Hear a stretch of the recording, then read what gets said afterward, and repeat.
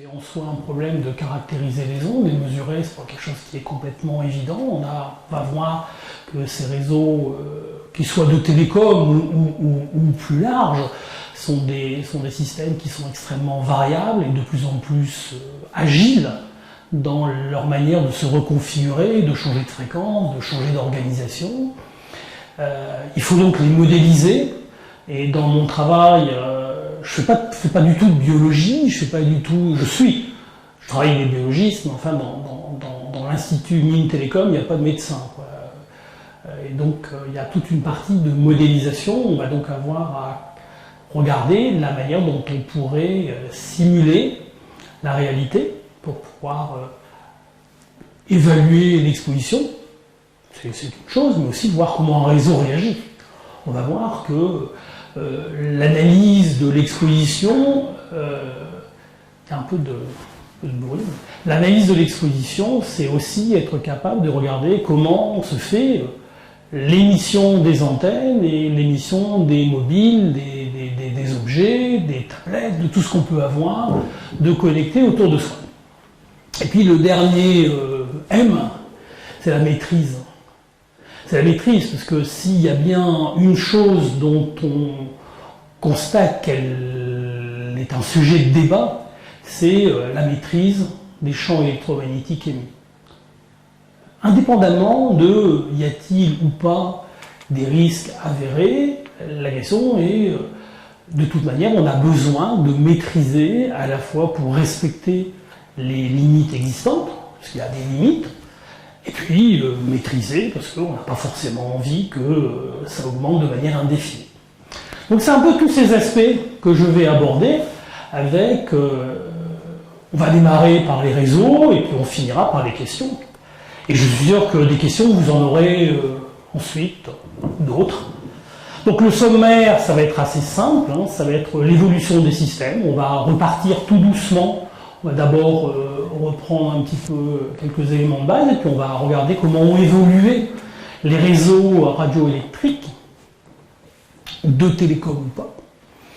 Et on aura quelque chose qui est important, qui est cette évolution et les challenges, les grands défis qu'il va y avoir pour la génération à venir, la 5e génération, puisque aujourd'hui ce qui est en train d'être installé un peu partout, c'est la 4e et le LTE.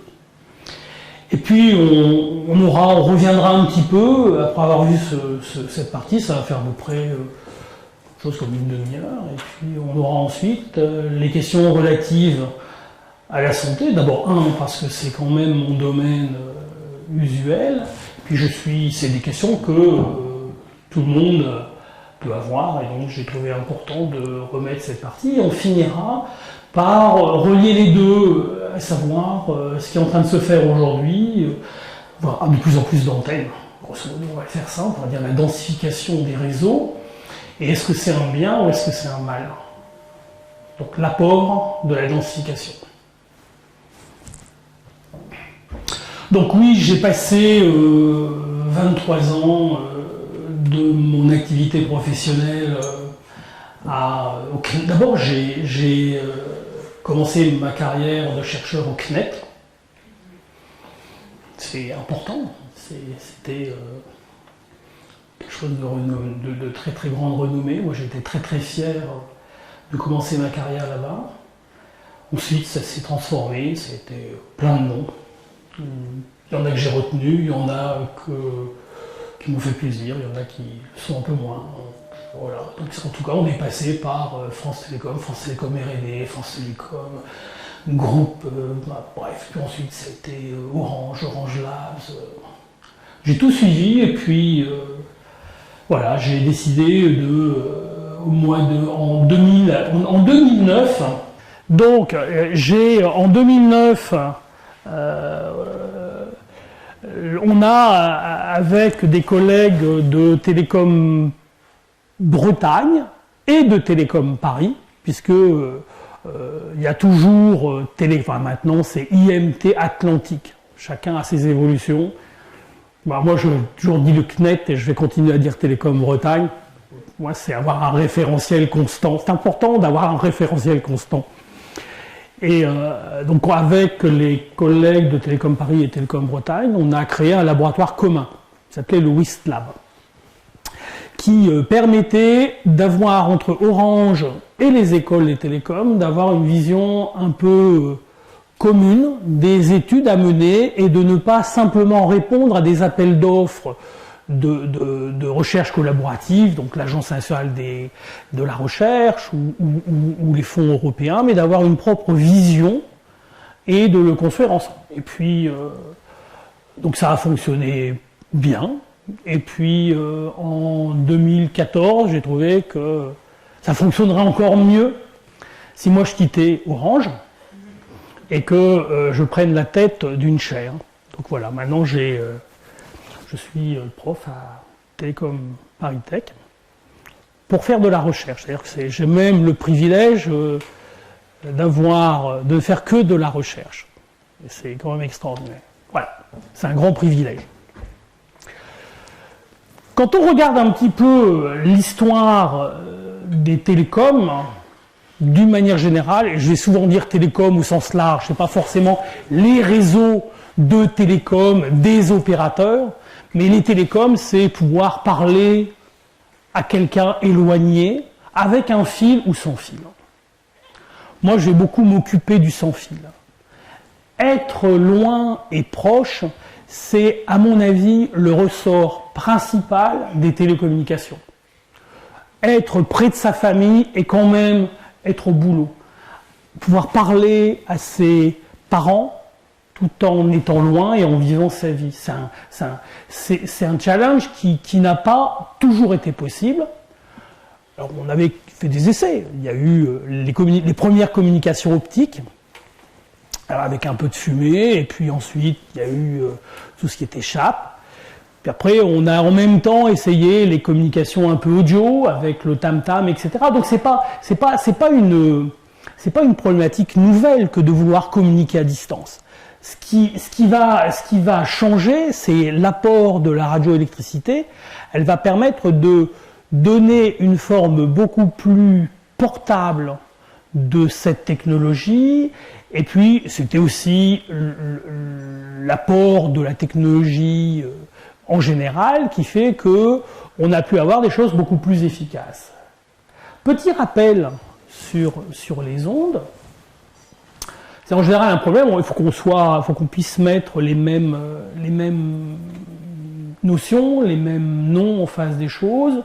Donc, en fait, l'onde, c'est ce qui permet de transporter une information ou une énergie. Pas forcément de la matière. Si vous jetez un caillou dans l'eau, si vous mettez un petit bouchon, vous allez voir une vague se former, ça c'est le caillou qui apporte de l'énergie, et vous allez avoir la vague qui va s'éloigner. Et le bouchon, quand vous allez le regarder, quand il voit passer la vague, il monte, il descend, mais il reste à la même place. C'est-à-dire que l'énergie qui se déplace va aller du centre vers l'extérieur, ça c'est l'énergie, mais l'énergie ne déplace pas l'eau. Elle la fait monter et descendre, et le bouchon, il ne va pas bouger. Le bouchon, il va monter et descendre et rester à la même place. C'est-à-dire qu'il n'y a pas eu un mouvement d'eau, il y a eu de l'énergie qui est capable de faire monter la matière et ensuite qu'elle redescende, et cette énergie-là va se propager. Ça, c'est l'onde. Ce qui est assez magique, alors moi je le vis toujours de manière magique, c'est le fait qu'on puisse transporter de l'énergie sans avoir besoin de support matériel. L'exemple que je viens de donner, c'est avec de l'eau. On pourrait avoir la même chose avec le son. Je tape le rail, donc j'aurais pu prendre encore un petit Indien qui écoute le rail, mais là aussi, on fait vibrer de la matière. On ne déplace pas la matière, on la fait vibrer. Et on a toujours besoin d'un support matériel. Avec les ondes radioélectriques, on transporte de l'énergie, parce que l'information, c'est de l'énergie, sans aucun besoin d'avoir de la matière. On le sait, c'est pas une nouveauté. Moi, ça m'interpelle en permanence. On est capable d'avoir la chaleur du soleil, c'est une onde électromagnétique, sans avoir besoin d'avoir un support matériel entre les deux. Et on a beau avoir étudié les équations de Maxwell, etc., ça reste toujours aussi mystérieux. Comment, voilà, mathématiquement on l'intègre, mais quand on oublie les mathématiques, on se dit oui, c'est pas simplement un objet mathématique, c'est aussi quelque chose que je vis, que je suis capable de palper tous les jours, puisque j'ai un téléphone portable et que je l'utilise. Alors il y a quelques éléments qu'il faut qu'on cale aussi, c'est la notion d'amplitude et de longueur d'onde. Il y a souvent confusion entre la puissance transportée par une onde et sa longueur d'onde. Est-ce que les fréquences élevées sont plus agressives que les fréquences basses? En fait, il y a un grand mélange entre les ondes, on va faire simple, les ondes radioélectriques et puis tout le système ionisant, où on sait que l'énergie d'un photon est proportionnelle à sa longueur d'onde, et que avec des énergies importantes, on peut casser des ADN, on peut faire sauter des électrons, on peut casser des liaisons atomiques. Dans le cas des basses fréquences, le photon radioélectrique est assez faible, et la seule chose qui va importer, c'est l'amplitude de l'onde. Votre micro-ondes, quand vous chauffez les aliments, il n'a pas la force de casser des liaisons atomiques, simplement il apporte de l'énergie, et c'est l'amplitude de l'onde qui fait que vous allez chauffer votre poulet. La longueur d'onde, c'est ce qui va permettre de sélectionner la couleur de l'onde qui va se propager. J'essaye de... Peut-être que c'est pour certains d'entre vous des choses complètement évidentes, pour d'autres peut-être un peu moins, donc j'essaye de faire un mélange. Les fréquences dans le domaine radioélectrique, c'est le son, c'est do, ré, mi, fa, sol. En gros, on fait une belle partition au piano, on peut faire la même chose avec les ondes radioélectriques, et pourtant il y a des gens, des oreilles, qui sont capables de dire là c'est un do, là c'est un mi, là c'est un ré. De même que moi je suis capable de dire c'est jaune, c'est rouge, c'est vert. Et ça veut dire qu'on est nous capable de discriminer des couleurs et de reconnaître des couleurs. Bah, pour les fréquences, on n'a pas un récepteur qui permet de reconnaître les fréquences, mais heureusement il y a des analyseurs de spectre et puis on est capable de le faire.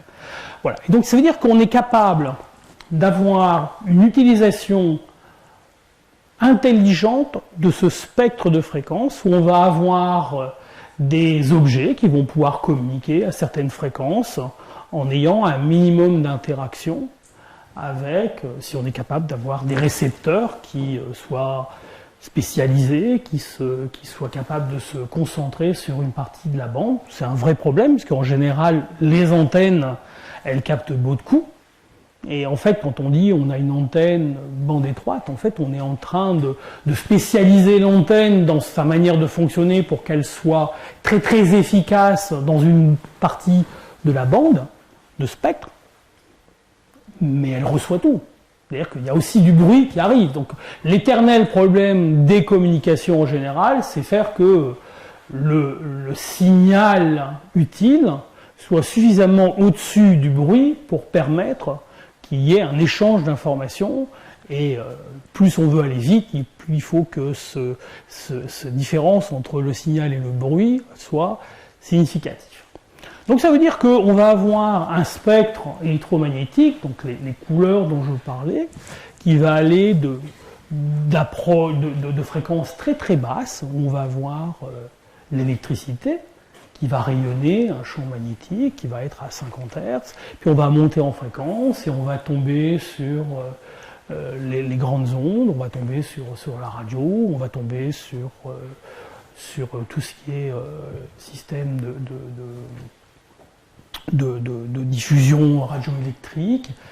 On tombe ensuite sur la téléphonie, et puis entre deux, il y a des choses qu'on sait ou qu'on ne sait pas, sur l'utilisation du spectre par les services spécialisés tels que l'armée, la police, les ambulances. Il y a une division. Alors il y a l'Agence nationale des fréquences qui est là pour faire un peu le gendarme, puisque cette ressource, cette bande, c'est un peu une ressource rare, dans le sens où c'est une ressource qui a besoin d'être gérée, et les opérateurs, pas forcément opérateurs industriels, les opérateurs qui peuvent être l'armée, ils ont envie de pouvoir communiquer tranquillement. Étant donné que l'arme, enfin le Graal, c'est d'avoir un rapport signal à bruit, c'est ça. Donc ça veut dire que on n'a pas envie qu'il y ait des gens qui fassent du bruit de manière un peu je vais dire impunie, de manière non contrôlée. Donc en gros, on va avoir l'Agence nationale des fréquences qui va regarder si les gens respectent bien les règles du jeu, c'est-à-dire vous ne devez pas émettre dans ces bandes-là, est-ce que vous n'émettez pas, et vous avez le droit d'émettre dans ces bandes-là, bah, donnez-moi des sous. Voilà, c'est un peu ça.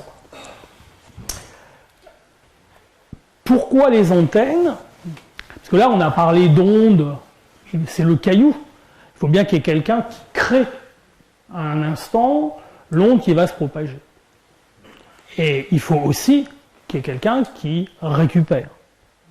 Donc ça veut dire que l'antenne va avoir une fonction de génération d'ondes radioélectriques. Mais ça, quand je dis d'antenne, ça peut être sur un objet connecté. Ça peut être un tout petit machin. Et c'est même le challenge, c'est d'avoir des petites puces qui rayonnent. Alors plus on va avoir des fréquences élevées, plus la longueur d'onde va être petite, mais où la technologie devient aussi compliquée, quoi. C'est un peu basse fréquence, grande longueur d'onde, grandes antennes, et technologie moins compliquée, petite longueur d'onde, ça veut dire haute fréquence, et ça veut dire que c'est petit, mais c'est aussi plus difficile à gérer en termes technologiques. Donc le rôle de l'antenne dans un réseau, dans une liaison radio, ça va être de permettre de faire le lien, de créer un fil invisible entre un objet et un autre.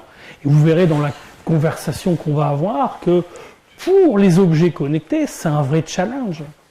Comment on fait pour que quelque chose dont on va changer la pile tous les 10 ans puisse communiquer avec une base? Donc ça veut dire qu'on va devoir tout spécialiser le système de telle manière que on optimise la gestion de l'envoi de l'information, de la récupération d'informations, pour que ça consomme le moins possible, pour permettre à une batterie simple de faire fonctionner les choses. Donc on se retrouve par exemple, c'est ce qu'ils mettent dans les vignes, ou l'agriculture, on y reviendra tout à l'heure. Donc il y a un vrai challenge pour gérer ces objets.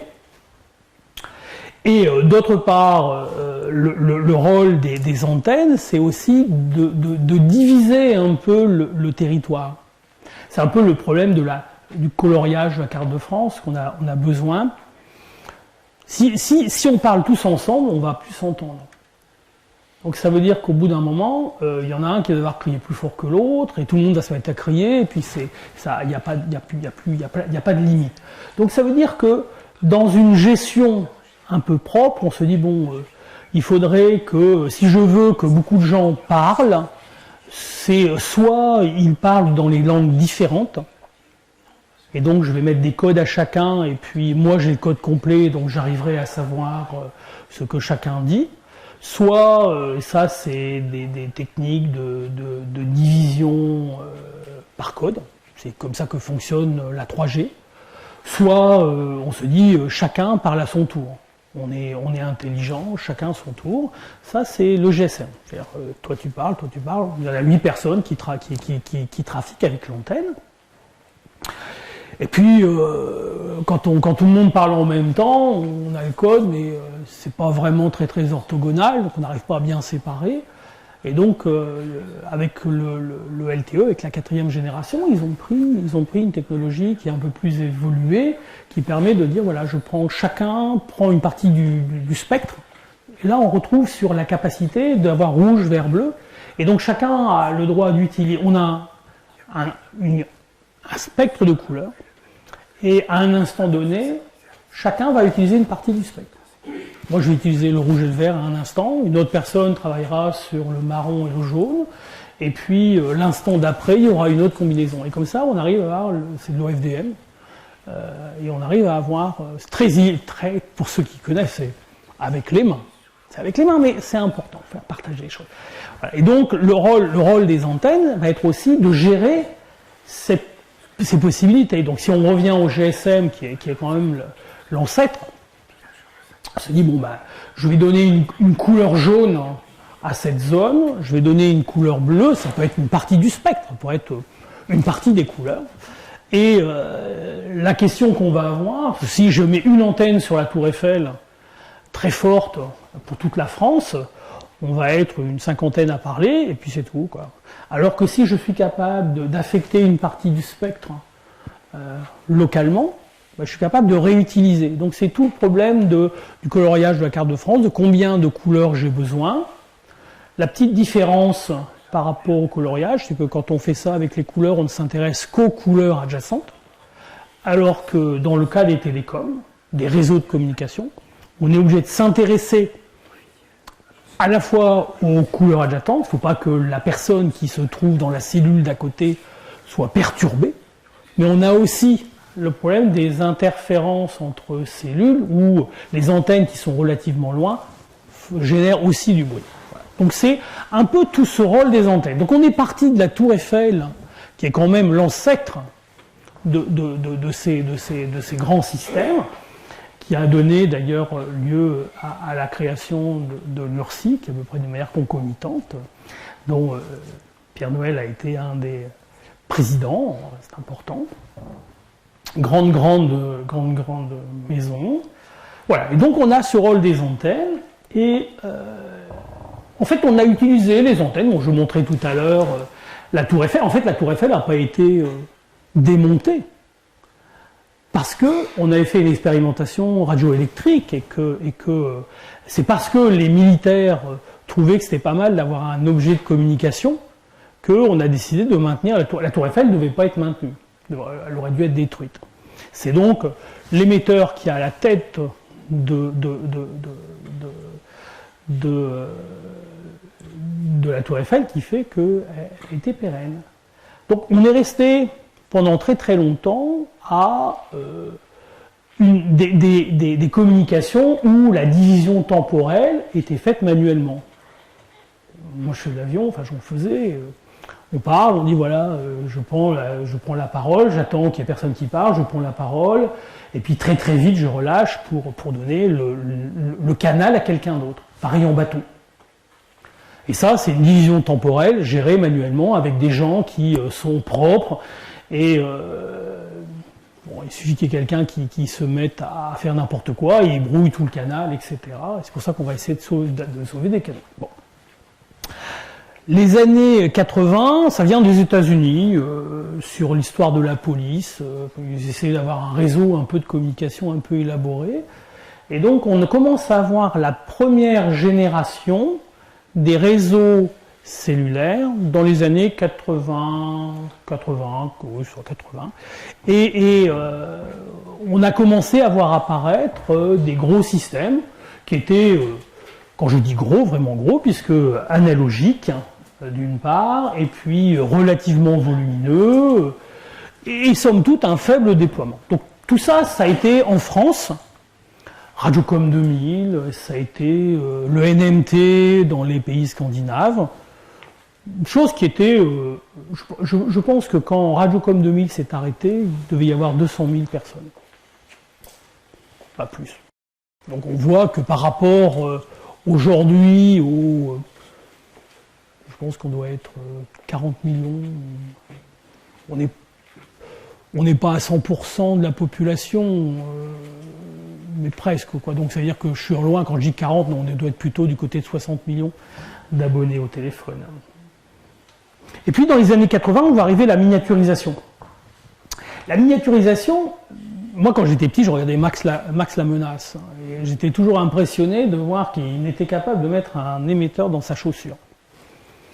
Si on m'avait dit, quand j'étais petit, qu'on ferait des choses encore plus petites, j'aurais dit, il ne faut pas rêver quand même. Et donc, cette miniaturisation a quand même, a changé quand même beaucoup le paradigme. Ça a changé notre vie pour les ordinateurs. On voit la puissance de calcul qu'on a maintenant. Enfin, l'ordinateur que j'ai là, ça devait remplir une pièce par le passé, enfin l'ENIAC, etc. Enfin, sans remonter très très loin, hein, sans aller jusqu'au premier système, mais quand on oublie souvent que les premiers, c'était dans les années 80 qu'on voit arriver le premier processeur, hein, donc petit processeur qui permet de faire un ordinateur portable. Bon, c'est pas au siècle, enfin, c'est pas si longtemps. Comment ? Voilà, donc on se retrouve quand même avec, en 50 ans, on a changé du tout au tout notre manière de voir le monde, notre manière de voir les communications, mais aussi le travail. L'impact que peut avoir, on va pas en parler aujourd'hui, mais cette miniaturisation a très très fondamentalement impacté notre manière de voir notre présence à la maison, les objets de la maison, le travail, la relation à ses proches, etc. Souvent on dit ça les communications, mais je pense qu'il y a aussi la technologie et la miniaturisation qui permet cela. Les années 90, quand on remonte un petit peu, c'est le grand boom, et je pense que c'est le grand succès de l'Europe, c'est le GSM. Je dis grand succès de l'Europe parce que la 3G ne va pas avoir ce même succès. C'est un moment où les centres de recherche comme le CNET travaillent en collaboration avec le CSELT, avec les centres scandinaves, des objets qui ont un peu disparu aujourd'hui. Le CSELT, il est un peu comme le CNET, il s'appelle Telecom Italia Mobile, je ne sais pas comment. Et donc on se retrouve à avoir un effort énorme en Europe pour construire un réseau intelligent de communication mobile. Et la rupture, elle est à la fois technologique et sociale. Technologique parce que on passe de l'analyse du travail analogique au numérique, ce qui est quand même une rupture technologique importante. Et la miniaturisation plus cette digitalisation amène quelque chose qui est une vague de fond, qui est on passe d'un outil réservé à une petite partie de la population à un outil qui est accessible à la grande majorité de la population. Et c'est dans les années 92, alors là on se rapproche, démarrage des GSM en France, 92, 200 personnes. Parfois, avant je mettais la cour, maintenant je ne la mets plus, mais 93, quelques milliers, 95, quelques millions.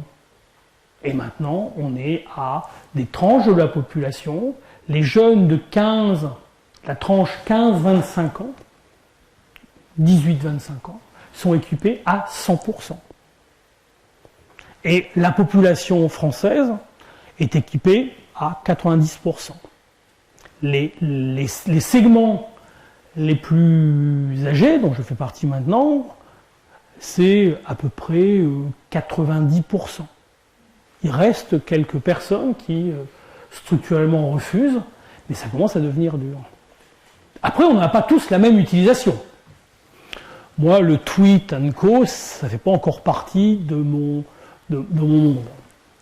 Je ne sais pas si ça en fera d'ailleurs partie un jour. Donc, on se retrouve à avoir donc, cette évolution des réseaux, et en parallèle, donc, on est quand même, avec le GSM, sur un outil qui est dédié à la voix. Avec un petit bémol, avec le SMS. Alors le SMS, au début, il n'est pas prévu pour faire ce qu'on en fait aujourd'hui. C'est un petit sous-produit. Les opérateurs n'ont jamais pensé qu'il y aurait un tel engouement sur les SMS. Et aujourd'hui, On utilise le SMS pour donner des petits messages, j'arrive, voilà, petits messages courts. C'est le début de la data. Dans les années 90, on commence à voir arriver le Wi-Fi. Wi-Fi qui va là aussi encore révolutionner. Alors je ne fais pas un cours d'histoire, hein. Je suis en train simplement d'apporter la complexité de comment arrivent les objets connectés. Hein. Et donc 97-99, on commence à avoir des normes qui sont stabilisées et on commence à avoir une déferlante de Wi-Fi. C'est aussi la période où le Wi-Fi arrive dans les petits téléphones, où on commence à pouvoir faire autre chose que de la voix, tout en n'ayant toujours pas la mobilité. Les années 2000, on arrive avec la 3G. Là, on commence à avoir une évolution qui est, on commence à mélanger, on commence à le service de communication intègre à la fois la voix et les données. Alors il y avait eu des essais avec le GSM, il y avait le GPRS, il y avait le GPRS qui revient aujourd'hui, qui va être qui est de nouveau utilisé dans le cadre d'objets tels que les compteurs, etc. Mais, donc, dans le cas de la 3G, on a avec l'UMTS une capacité plus importante pour transporter des données, et donc on va avoir une utilisation des radiofréquences pour commencer à faire à la fois de la voix et à la fois de la donnée. Et puis on arrive aux années 2010 où là, on arrive avec les objets connectés. C'est-à-dire qu'on est à la fois dans un monde où les données, comment vous dire, on est à la fois dans un monde où on a accès à des données massives via Internet, on peut envoyer des fichiers, recevoir des fichiers, on peut utiliser les systèmes de voix, mais on est aussi maintenant capable d'avoir toute une kyrielle d'objets qui deviennent intelligents. Et j'ai donné quelques exemples, là on va y revenir après. Hein.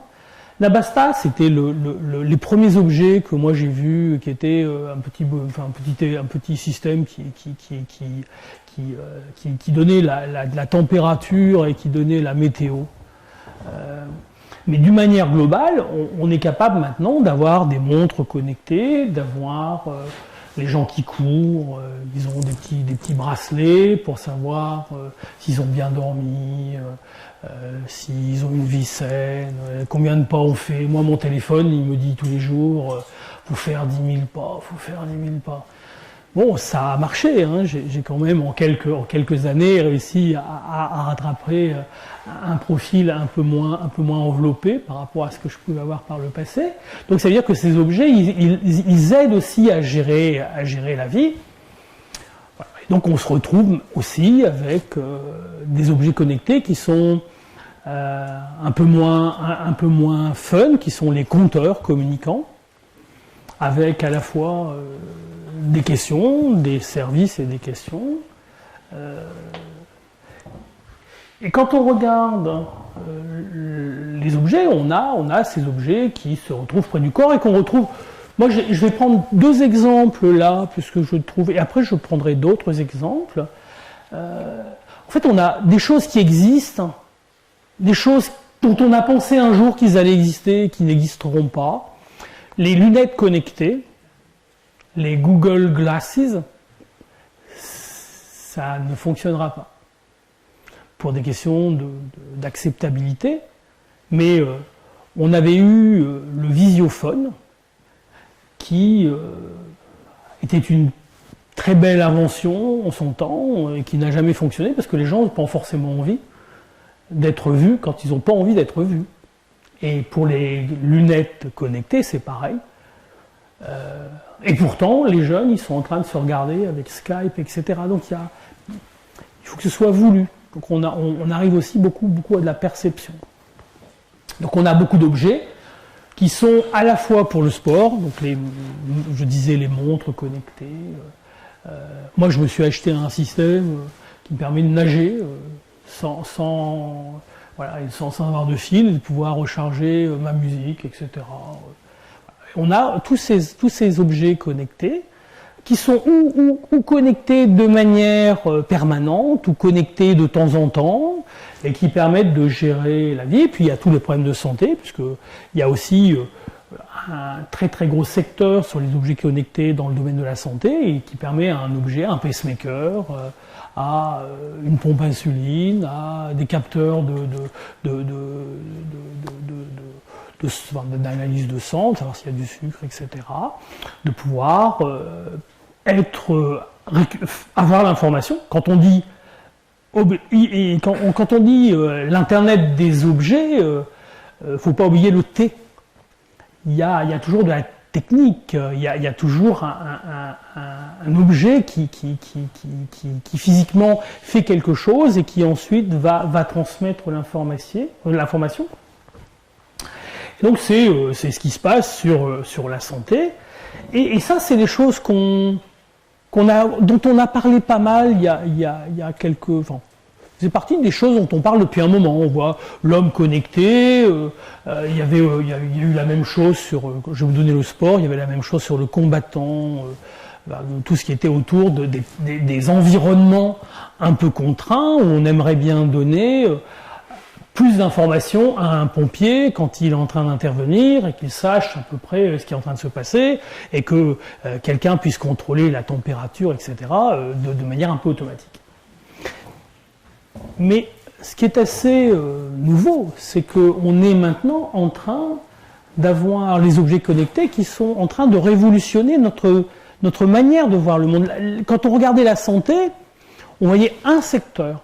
Quand on voyait le sport, on voyait un secteur. Et en fait, les villes deviennent intelligentes. On met des capteurs partout qui vont nous permettre de regarder un petit peu comment les flux de circulation se font, comment l'énergie dans les buildings se gère. Donc c'est un peu la ville intelligente avec un S. C'est dommage, il faudra l'enlever. C'est les villes intelligentes, vous savez, quand on va vite. Bon, voilà. L'agriculture. On a de plus en plus d'objets connectés qui sont utilisés. L'agriculture, on avait parlé des capteurs qui pouvaient être mis sur les animaux, qui permettent de gérer les puces RFID. C'est quand même ce qui permet de gérer les troupeaux de manière assez rapide.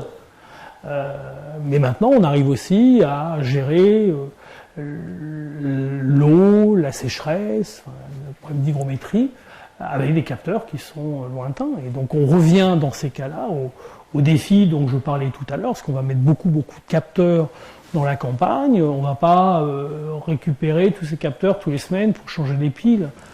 Il n'y a que moi qui ai des systèmes où les piles ne marchent plus, il faut les changer et on n'en trouve pas. Donc quand on prend un système comme ça, il faut le concevoir de telle manière qu'il puisse durer dans le temps. Chose dont on parle aussi beaucoup, c'est la voiture connectée. C'est-à-dire qu'on va pouvoir avoir... c'est pas une question technique, c'est une question d'acceptabilité, d'avoir des voitures qui pilotent tout seuls. Bon, des essais, alors, comme dans tout essai, il y a des fois où ça marche un peu moins bien au démarrage. Enfin, les systèmes d'intelligence artificielle que l'on a, associés aux moyens de communication, de radar, de localisation, de surveillance globale, font que la voiture connectée, elle est aux portes de notre société. On sait qu'on peut le faire. On le fera ou on le fera pas, mais on sait qu'on peut le faire. Et en tout cas, il y a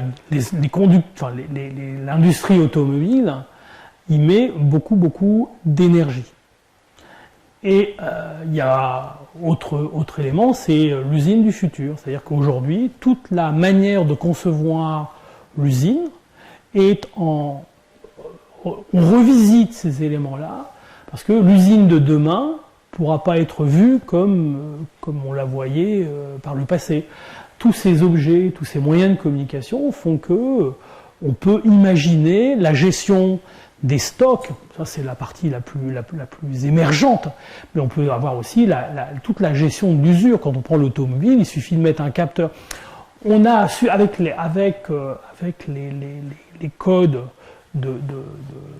d'Internet, enfin les codes IP, on a suffisamment de quoi numéroter l'ensemble de tous les éléments du monde. Donc ça veut dire qu'on peut affecter un numéro spécifique à chaque objet. Donc chaque objet peut renvoyer son taux d'usure. On pourrait mettre ça dans un pneu, dire voilà, bon, ça se fait déjà un peu. Donc, dire voilà, je suis un peu dégonflé aujourd'hui, donc il faudrait peut-être voir à me remettre un peu de pression. Ou dire non, les plaquettes là, c'est pas sérieux, là, il faudrait quand même, moi, plaquette X, je trouve que là, on est en train de jouer avec la vie. Et toute l'usine peut être comme ça. Et toute l'usine peut être avec ces datas énormes, parce qu'il y a aussi autre chose, c'est que si j'ai beaucoup de capteurs, j'ai aussi beaucoup de données. Si j'ai beaucoup de données, je peux extraire de l'information liée à la connaissance de ces données. C'est tout le big data. C'est pour ça que je dis que cet ensemble-là est en train de révolutionner notre manière de voir le monde. Je pense, les objets connectés vont apporter une maîtrise des évolutions de nos environnements qui n'a jamais été atteinte. Alors, problème de société, est-ce que c'est bien, pas bien? On pourra en discuter, mais c'est en tout cas faisable. Les challenges, si vous voulez, quand on regarde un petit peu le problème de l'agriculture, c'est là qu'on arrive avec des nouveaux et que ça change. C'est-à-dire que la 5G, elle doit être conçue justement pour répondre à autre chose que de la voix et l'accès à Internet. C'est-à-dire, quand on regarde comment assurer une bonne couverture avec petite puissance et une batterie qui va tenir 10 ans, parce que je ne peux pas aller la changer régulièrement, il faut être économe, il faut être parcimonieux. Donc ça veut dire que on réfléchit, on s'est dit voilà, on pourrait très bien faire que les objets deviennent émetteurs-récepteurs. Je récupère l'information, je le file à mon voisin. C'est-à-dire que j'ai plus besoin d'avoir un gros réseau. C'est les réseaux ad hoc, c'est device to device, comme on dit dans le langage des télécoms. Grosso modo, le petit objet il est capable de récupérer sa propre information, mais aussi de transférer l'information qui vient des autres. Et là, c'est densité, énergie. Il y a toute une stratégie là-dedans qui n'est pas évidente, puisque ça veut dire que si je dois relayer les autres, c'est-à-dire qu'il faut que j'ai de l'énergie pour le faire. Donc, à la fois, j'émets moins parce que j'ai pas besoin d'émettre loin si j'ai suffisamment d'objets autour de moi. Mais si j'ai suffisamment d'objets autour de moi, j'ai aussi beaucoup de requêtes. Donc, au lieu d'émettre une fois par jour, je vais devoir émettre. Et donc, il y a une optimisation à faire, et c'est une vraie question d'optimisation et de conception. L'autre chose, c'est de se dire, je peux très bien, et c'est ce qui se fait aujourd'hui avec les systèmes LoRa, les long range, parce qu'on va permettre d'avoir des liaisons qui vont permettre d'avoir des objets qui sont connectés dans le lointain et de pouvoir s'adresser à eux. Et là, ça veut dire qu'il va falloir qu'on règle le problème de la sensibilité de ces émetteurs par rapport, parce qu'il faut être très très sensible si on veut ne pas émettre trop, il faut avoir des émetteurs qui reçoivent bien. Il faut réduire le débit, c'est-à-dire qu'on peut pas, c'est pas la peine d'imaginer pour ces systèmes de liaison lointaines d'avoir à faible énergie. On peut pas avoir des gros débits. Donc c'est obligatoirement une forme de compression d'information. C'est-à-dire qu'on n'est plus tout à fait, voilà, plus tout à fait dans la même logique que celle qui a prévalu, où on avait la recherche de la montée en débit, la montée en capacité. Là, on a une autre problématique qui est de pouvoir être connecté et avec des choses qui coûtent pas trop cher et avec une maîtrise de l'énergie consommée qui est importante. Chose qu'on n'aura pas forcément avec un pacemaker. Le pacemaker, si c'est pour dire ça va pas bien, on se dit bon, il faudrait mieux qu'il fonctionne tout le temps et qu'il fonctionne bien. Mais si le pacemaker, c'est pas pour dire ça va pas bien et qu'un coup de temps en temps, il doit redonner au réseau l'enregistrement qui s'est fait de la semaine, il peut attendre 1 heure. Donc ça veut dire que la connectivité dans ces cas-là n'est pas la même. C'est-à-dire que pour chaque objet, on aura des configurations d'usage qui vont avoir des contraintes particulières. Et aujourd'hui, dans la 5G, il y a tout ça. Donc là, on regarde un petit peu, avant d'arriver à la 5G, j'ai remis un petit peu les enjeux de l'Internet des objets. Et en fait, c'est des slides qui sont donnés par les structures un peu industrielles, 5GPP. Et donc, on va avoir tout ce qui est ville intelligente, building connecté. L'énergie, c'est important. Aujourd'hui, on a besoin de regarder comment on dépense le moins d'énergie. Donc, tout ce qui est domotique, bâtiment connecté, ville intelligente, santé, transport intelligent, ce que je dis sur la voiture, mais la voiture, ça n'est qu'une petite partie. C'est-à-dire, il y a aussi toute la gestion de la connectivité, savoir comment on assure comment on arrive à fluidifier. On pourrait très bien imaginer, de manière un peu plus intelligente qu'on ne le fait, la fluidification des réseaux, de la circulation, en assurant des formes d'information aux gens, en disant c'est pas la peine de partir maintenant, etc. Enfin, je vous passe les détails. Et de l'autre côté, on a aussi tout ce qui est l'industrie. Et puis, quand on regarde en dessous, on se dit, bon, les challenges que je vais avoir, c'est mes fréquences, c'est des ressources rares, la connectivité, est-ce que je dois être connecté tout le temps ou pas? Ça a été un des grands grâles, c'est-à-dire que le téléphone, le GSM, les réseaux ont été conçus pour avoir beaucoup de barrettes, parce que les gens ils voulaient absolument être connectés. Ne pas être connecté, ce n'est pas bien. Et donc, la connectivité, c'est une question en tant que telle. Est-ce qu'on doit assurer en permanence une connectivité à l'objet, ou est-ce qu'il peut le supporter? Est-ce qu'on peut ne pas être connecté? Est-ce qu'on peut assurer la sécurité? Parce que qui dit échange massif d'informations, c'est aussi les questions de piratage, de sécurité physique, mais aussi de sécurité de ses informations personnelles. On voit déjà qu'avec les gros ordres, avec le stockage de l'information, il y a déjà cette information, mais quand on aura l'ensemble de notre vie qui va être sur des capteurs, qui va passer par le fait d'avoir gestion de sa maison, gestion de sa vie, gestion de sa santé, gestion de sa relation avec ses amis, etc. C'est pas quelque chose qui est anodin. Sécurité, vie privée, voilà. Donc on a ces ensembles-là qui vont gérer, qui sont les enjeux de l'Internet des objets. Et c'est tout l'enjeu de la 5G. Dans ce que je disais tout à l'heure, en fait, la première et deuxième génération ont été créées pour la voix. Assurer la communication vocale. Le téléphone, c'était le téléphone filaire, c'était à peu près la même fonction. La troisième et la quatrième génération sont faits pour l'Internet, sont faits pour avoir l'accès au réseau. Donc aujourd'hui, vous prenez votre téléphone, vous avez avec la 4G quelque chose qui est meilleur que la DSL. Vous êtes capable d'avoir des réponses du réseau beaucoup plus rapides. Ça a été 2, 3 et 4. La cinquième génération, c'est la première génération qui va répondre à des cas d'usage autres que la voix et l'accès large bande. Ça veut dire que pour ces réseaux, pendant très très longtemps, on s'est posé la question, qu'est-ce qui peut définir la 5G? Est-ce que ça sera en rupture par rapport à la 4G, par rapport à la 3G?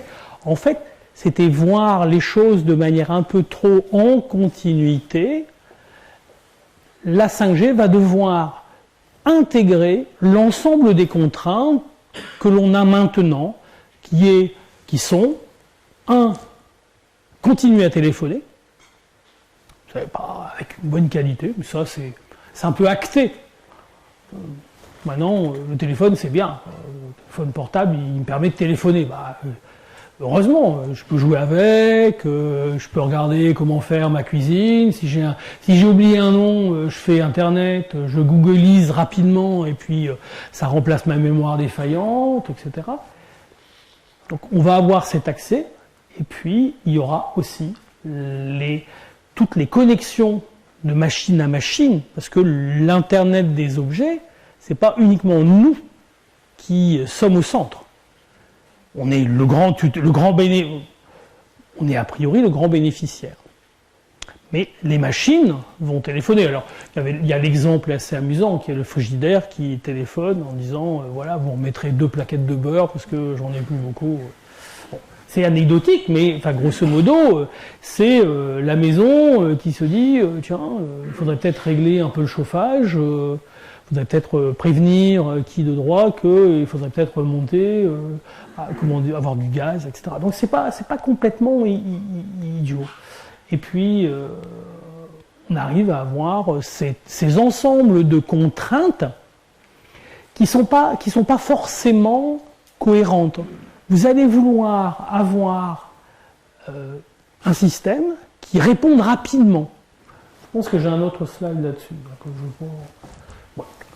Qui répondent rapidement, ça s'appelle la latence. On ne supporte pas, alors ça c'est à la fois l'air du temps, mais c'est aussi bien que le système rame.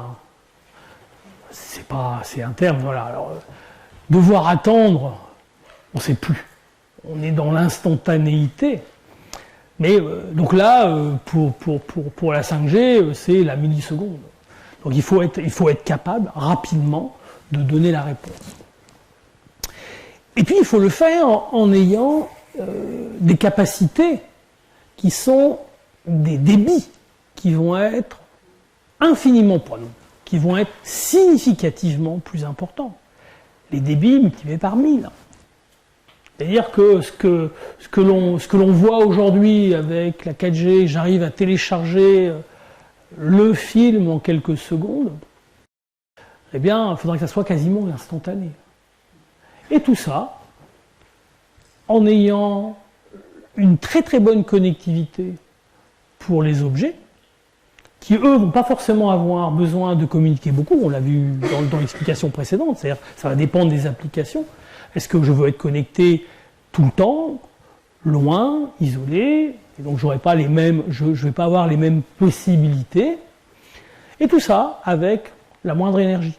Moindre énergie des objets, mais aussi moindre énergie des réseaux. Il ne faut pas oublier que si on met beaucoup d'énergie pour gérer des objets qui n'en consomment pas beaucoup, on aura gagné une partie de la mobilité, mais on n'aura pas gagné la bataille de la minimisation de l'énergie consommée.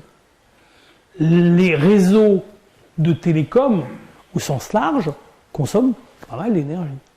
Donc il est important que à la fois les objets et les systèmes qui les coordonnent minimisent. Donc toute la 5G va avoir cet objectif. Voilà. C'est un peu ce que l'on retrouve dans ce slide avec le petit diagramme qui permet de voir comment on gère à la fois l'énergie, l'efficacité, la capacité du réseau, sa capacité à supporter les pics de connectivité, la latence, ce que je parlais tout à l'heure, et aussi la gestion du spectre. C'est bien aussi d'être assez efficace sur la gestion du spectre, et puis la mobilité, parce qu'on a envie aussi de pouvoir gérer la mobilité. C'est une question, hein, quand on veut gérer des capacités importantes à 100 km/h, il y a des vrais challenges. Doppler, etc. Mais c'est pas quelque chose qui est naturel. On a des capacités importantes quand on est fixe. Dès qu'on se met à bouger, ça bouge beaucoup. Et si on veut faire des autos si on veut avoir un réseau des autos, hein, l'industrie automobile, hein, si on veut qu'elle puisse utiliser pleinement la 5G, il faut aussi que vous rouliez trop vite, on n'était plus capable de gérer le réseau, vous êtes rentré dans la voiture d'en face, quoi. Donc on sent bien que il y a des contraintes, il faut aussi qu'on réponde à ça. C'est-à-dire que chaque silo, c'est un peu comme ça qu'on dit, que ce soit la santé, que ce soit l'automobile, l'industrie, etc., on va avoir à gérer des contraintes particulières, mais qui vont se faire dans un seul réseau, dans une seule matrice.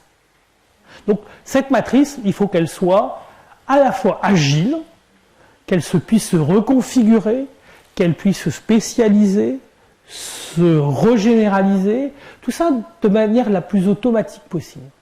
Et donc c'est un peu un enjeu qui est un peu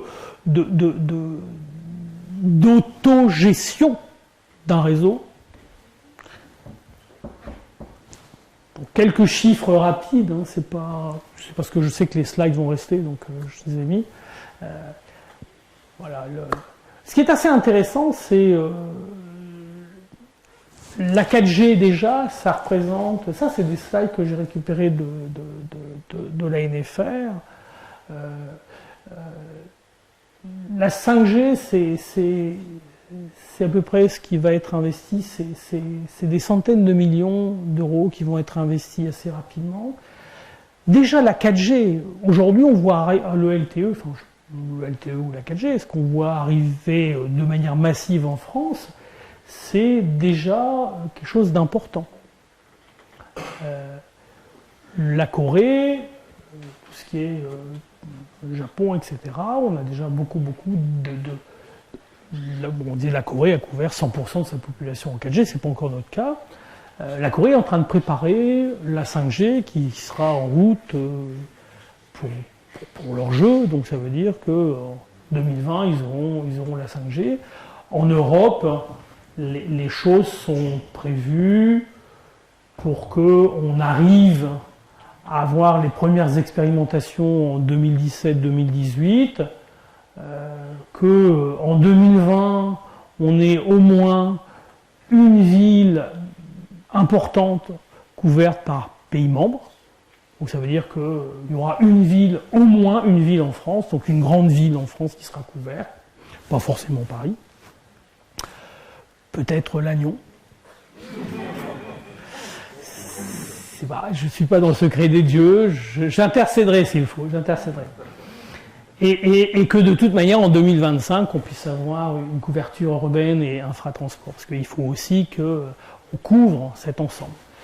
Si on veut pouvoir faire que les machines communiquent, le train, on revient tout à l'heure à la question de vitesse. Si on veut que les machines communiquent entre elles, les machines qui vont vite comme les trains, il faut aussi que les systèmes supportent. Les bandes qui vont être utilisées, les premières bandes en Europe vont être autour de 3,5 gigas. Donc on est sur des bandes de fréquences qui sont assez similaires à celles qu'on a aujourd'hui dans la téléphonie mobile, puisque le LTE travaille à 2,6, peut travailler plus haut, le Wi-Fi travaille jusqu'à 5 gigas, donc on n'est pas sur des bandes exotiques.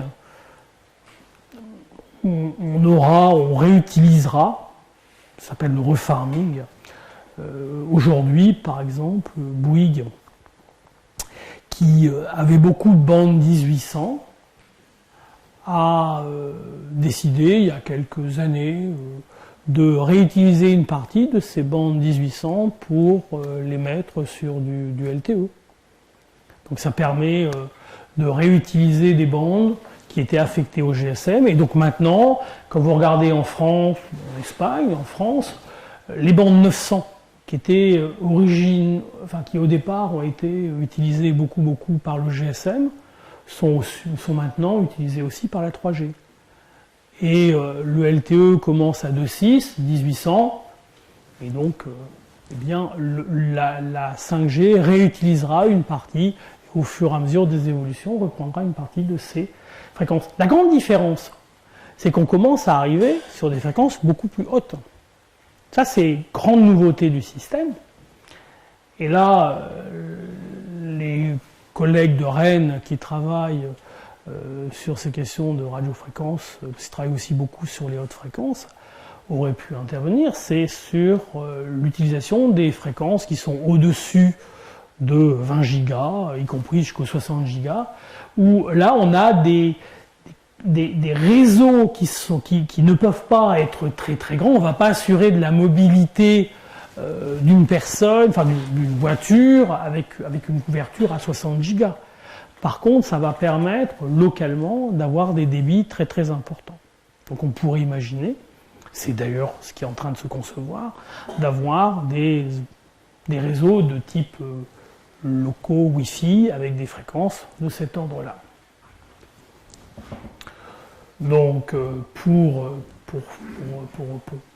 être un peu simple, on va se dire qu'on aura en dessous de 6 gigas des nouvelles fréquences, mais aussi beaucoup de réutilisation possible. Et l'intérêt de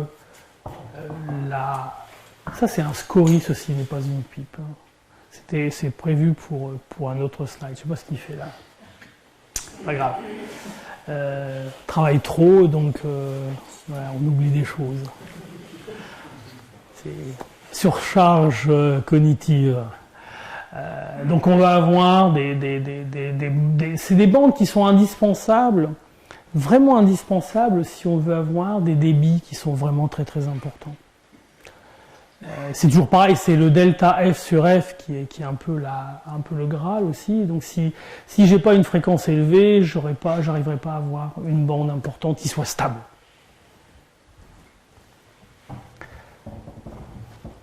On va commencer à arriver maintenant, on s'approche maintenant des questions.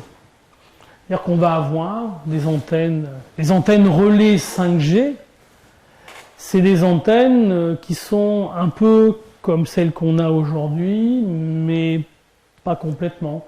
On va avoir des technologies MIMO, donc les antennes et les mobiles vont avoir beaucoup d'antennes qui vont permettre non seulement de gérer beaucoup de standards, on a déjà dans nos téléphones 2G, 3G, 4G, Wi-Fi, Bluetooth, tout ce petit monde se débrouille, donc beaucoup d'antennes. Mais le MIMO, c'est dans la même bande, on met plusieurs antennes dans la même bande qui vont permettre d'augmenter significativement la largeur du tube. Si on considère que la grosseur du tube, c'est la capacité que j'ai, le MIMO, en permettant de croiser de l'information, arrive en augmentant le nombre de voies que je peux utiliser pour amener l'information, je vais augmenter la capacité globale, donc la grosseur de mon tube. Ça, c'est le MIMO. Et l'autre élément qui est aussi important, ça va être l'utilisation d'antennes intelligentes qui vont permettre d'avoir une focalisation dans les zones qui m'intéressent. C'est-à-dire que je pourrais être une antenne intelligente, je serais capable d'avoir 3 faisceaux, l'un pour aller ici, l'autre là, parce qu'il y a quelqu'un qui téléphone ici et là, ou qui veut communiquer, ou qui veut récupérer de l'information, et une troisième ici, et en temps réel, je suis capable de faire bouger. Donc c'est un peu ce qu'on a dans une focalisation, un beamforming qui est en 2D, 3D. Chose que l'on n'a pas aujourd'hui. Aujourd'hui, nos antennes, elles sont relativement statiques. Là, on va avoir des antennes qui vont pouvoir à la fois se raffiner, devenir relativement actives, dans le sens où elles sont capables de gérer à qui elles délivrent l'information. On n'est pas encore au retournement temporel, mais on est quand même dans une forme où on arrive à donner à chacun un rayon, on a une antenne qui envoie l'information dans la direction des utilisateurs.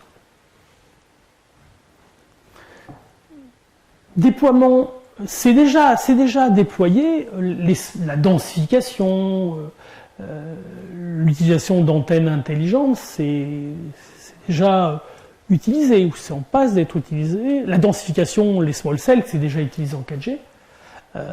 L'utilisation des antennes actives, ça commence à venir, ça va être massif, parce qu'on va en avoir besoin. Et on en aura besoin, ça va être indispensable aux hautes fréquences. On a besoin d'avoir des gains très très forts, puisque pour les fréquences élevées, on va avoir besoin de focaliser très très fort l'énergie pour permettre à ces systèmes de communiquer, parce qu'il y a une atténuation plus... Enfin, c'est plus compliqué de faire émettre les choses loin quand on est à haute fréquence. Et comme je disais, on va avoir des antennes actives avec des systèmes, des architectures qui sont très importantes.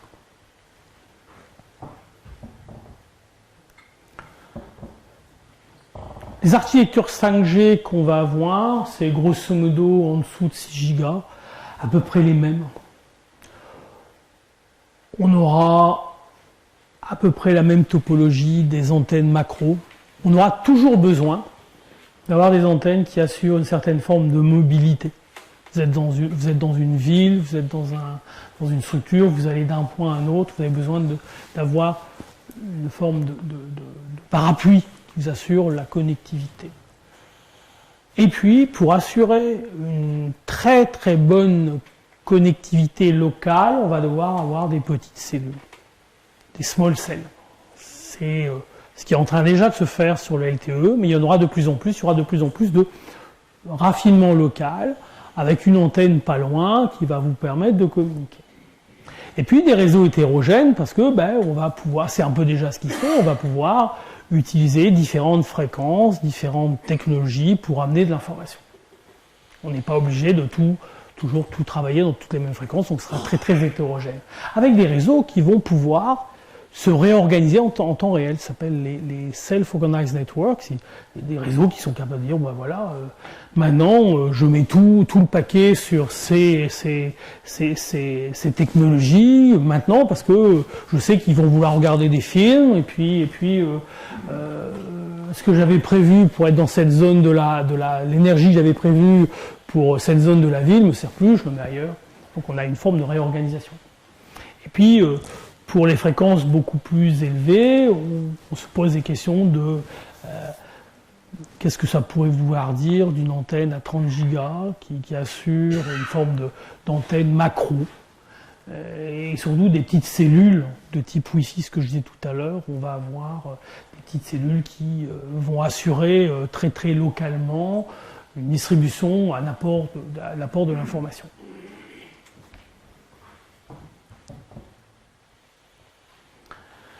Terminaux 5G, on n'en a pas encore, puisque c'est pour ça qu'il n'y a pas de photo. C'est les téléphones en dessous de 6 gigas, je pense qu'on aura des tablettes, je ne sais pas ce qu'on aura, des phablettes, des tablettes, des téléphones, mais on aura à peu près la même chose. On va avoir une forme de recherche incrémentale. Là où les choses vont vraisemblablement changer beaucoup, c'est sur ces fréquences élevées, où on va avoir des outils qui vont devoir travailler à des fréquences très très élevées. Et donc ça veut dire aussi que là on est sur des technos qui sont très très différentes et donc qui n'existent pas aujourd'hui. Donc on met beaucoup d'antennes sur un petit terminal.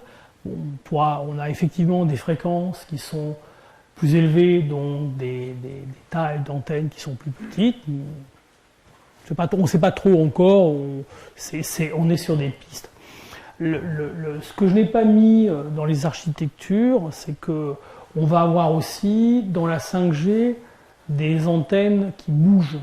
C'est-à-dire que aujourd'hui, dans les antennes macro telles qu'on les conçoit, on a des antennes qui sont localisées. On sait où elles se trouvent. Dans le futur, on aura des antennes qui seront mises sur des bus, qui seront mises sur des taxis, et qui vont assurer une forme d'antenne qui bouge. Donc on ne saura plus où se trouvent les antennes relais.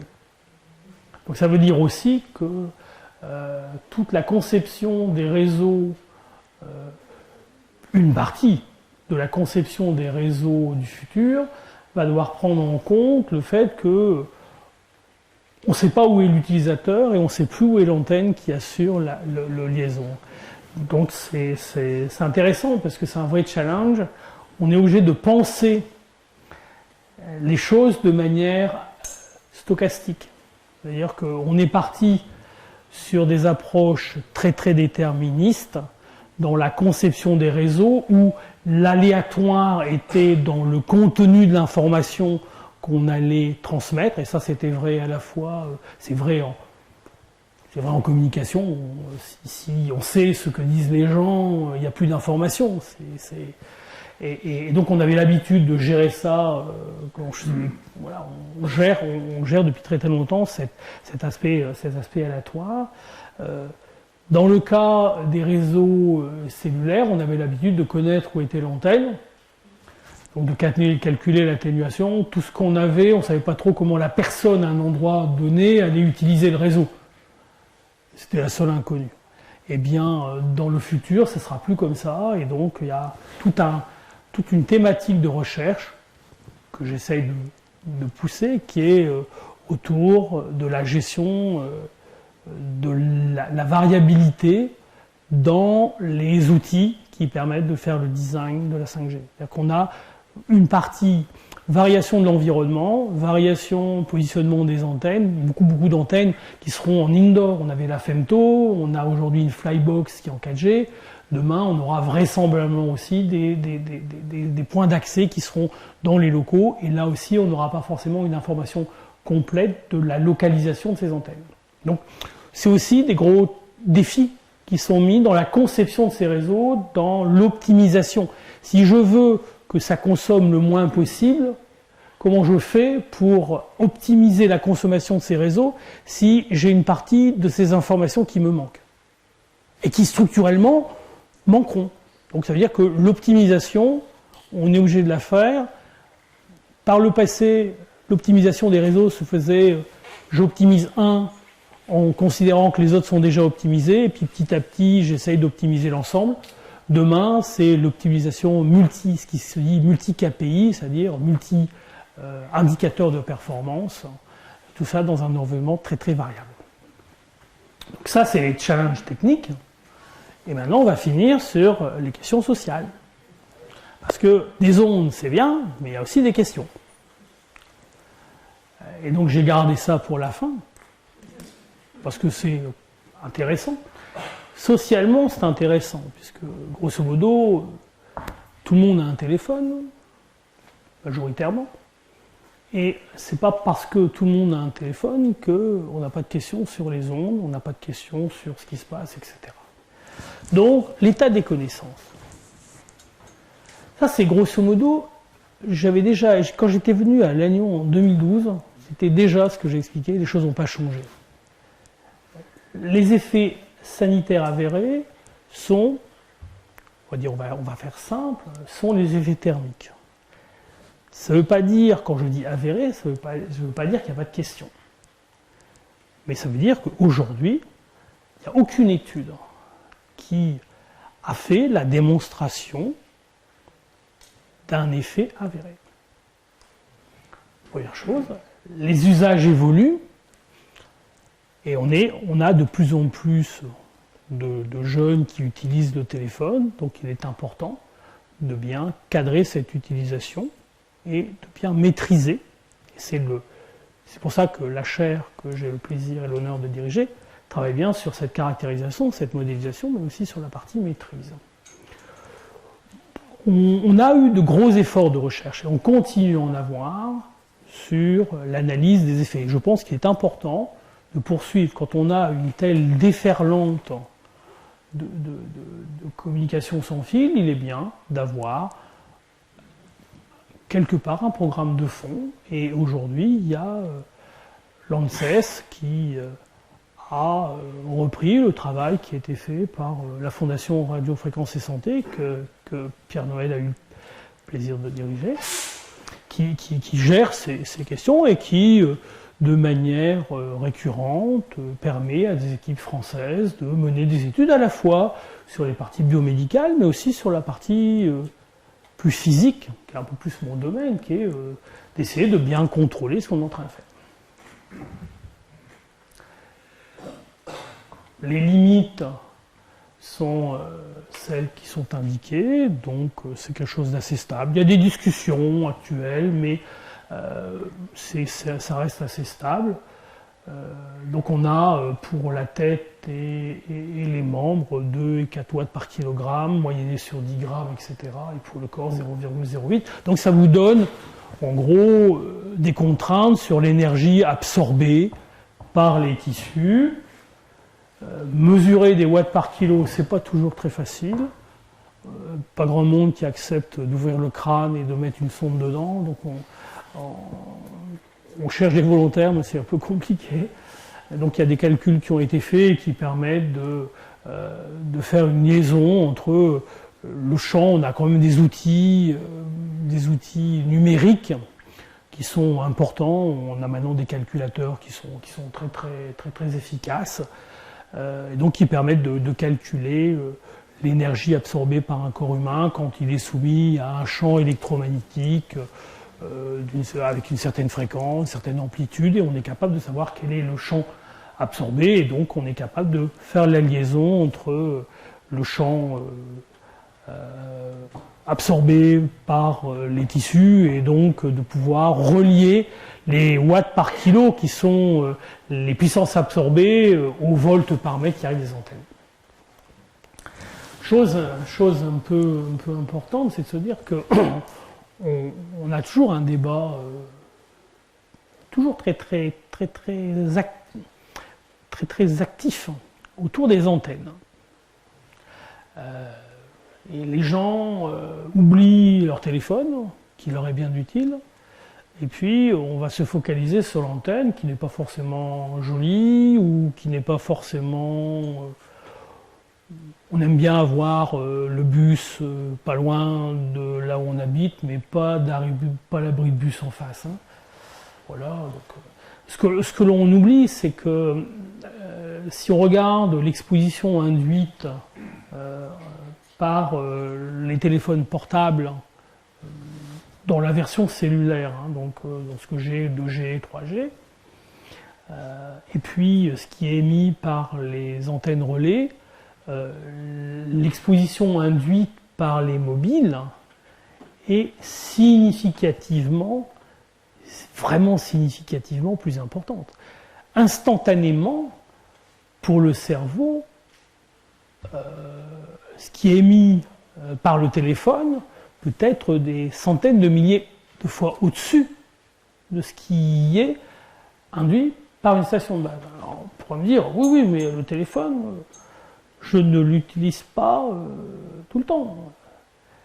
La station de base, c'est en permanence. Même si je multiplie les minutes, si je travaille sur une moyenne temporelle, même en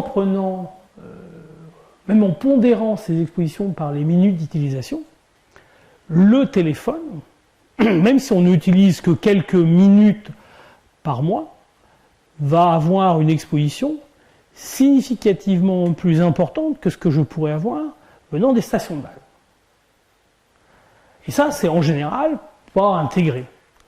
Alors après, on va dire, oui, mais moi, le mobile, c'est une utilisation, je vais finir par le casser, c'est une utilisation volontaire.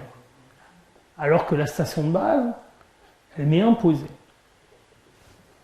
Et là encore, on se dit, oui, mais quand on est à 100% de la population qui utilise un mobile, il y a pas mal de chances que, au moment où moi je ne l'utilise pas, il y en ait plein autour qui l'utilisent. Donc ça veut dire que, grosso modo, la question c'est à la fois de maîtriser ce qui vient des mobiles, des antennes relais, les gens veulent ça, moi c'est un besoin social, c'est une revendication sociale, elle est à être écoutée comme d'autres choses, mais il ne faut pas ignorer le fait que dans l'équation, il n'y a pas que des antennes relais.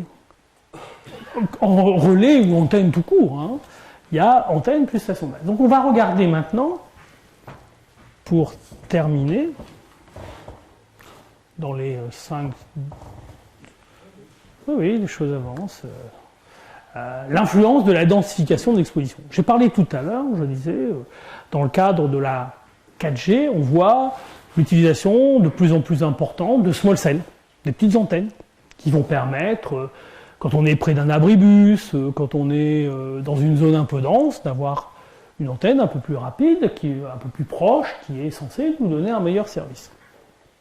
Censé ou objectif, c'est pas que censé, dont l'objectif est de nous donner un meilleur service. Et donc on va se poser la question de quel est l'apport de ces small cells, quel est l'impact, plus que de l'apport, l'impact sur l'exposition.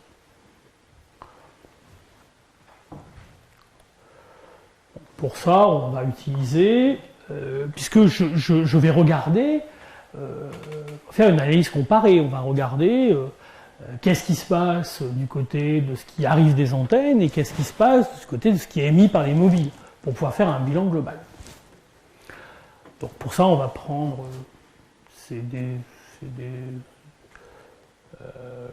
outils de mesure qui permettent de regarder quel est le niveau de champ qui est émis par les stations de base, un analyseur de spectre. De l'autre côté, on a un système qui s'appelle un système de mobile à traces qui permet des mobiles qui sont un peu chers et qui n'ont pas vocation à être utilisés par le grand public. C'est des mobiles normaux, on peut téléphoner, jouer avec et tout, sauf qu'un mobile comme ça coûte 15 000 € pour les académiques, donc je n'ose même pas penser combien ça coûte, parce que derrière, il y a tout un logiciel qui est capable de s'auto-surveiller et de faire tout un traitement de données pour quel est le niveau de puissance émise, quel est le débit envoyé, etc. Tout l'ensemble du contrôle de la communication. Donc on a utilisé ça dans différents environnements, Amsterdam, d'autres villes. Puis on va regarder ce qui se passe. On avait dans une expérimentation qu'on avait fait, il y avait 2 sites. L'un, il n'y avait pas de macro. Donc ça veut dire que des small cells. Et puis l'autre, on avait macro cells. Grosso modo, il y a des zones où c'était tellement mal couvert que c'est l'apport des small cells qui faisait qu'on arrive à couvrir le réseau. Premier élément, on regarde, on se balade sur tout un parcours, et puis on va regarder le niveau de champ. Alors SC, c'est small cell, on, off, et on va regarder ce qui se passe en se baladant, en faisant ces expérimentations. Premier élément, distribution du champ électrique, donc c'est un peu le champ émis par les antennes. Là, on se limite au champ, c'est du LTE, c'est du LTE, c'est de la 4G. On va donc regarder. Ce qu'on constate, c'est que quand on est avec le niveau des small cells allumés, on va avoir une exposition un petit peu plus importante. Là où il n'y avait rien, il y a quelque chose. C'est donc bien normal que ça soit un petit peu plus élevé. On passe de 0,05 volts par mètre à 0,09. Donc, grosso modo, à moins d'un dixième de volt voilà. C'est pas des expositions qui sont très très importantes. Donc on déduit que on change, mais de manière assez faible. Si on vous dit voilà, dans la rue vous aviez 0,1, maintenant vous avez 0,2, oui ça change un peu, mais ça ne change pas fondamentalement les choses. Maintenant on va regarder ce qui se passe au niveau de ce qui est émis par les téléphones. Et là, on regarde avec les systèmes on-off et on constate que dès qu'on est sur une utilisation des puissants, dès qu'on utilise les small cells, à ma droite Et à votre gauche. En bleu, on constate donc que les puissances émises par les mobiles en présence de small cell est presque 10 fois moins, en moyenne 10 fois moins.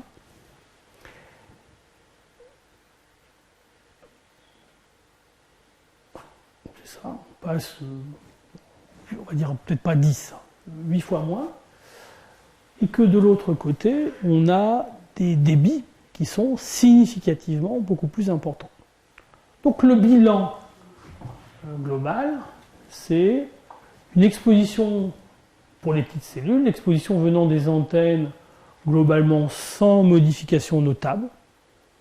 Un petit peu, je ne dis pas qu'il n'y a pas de modification, c'est normal, il n'y avait pas de signal, il y a quelque chose, donc c'est un peu logique. L'exposition venant des mobiles significativement réduite et les débits montants significativement augmentés. Là, j'ai fini ça cet après-midi. Et je vous redonnerai des transparents corrigés. 2 fautes sur... Voilà. Ça peut arriver. Bien.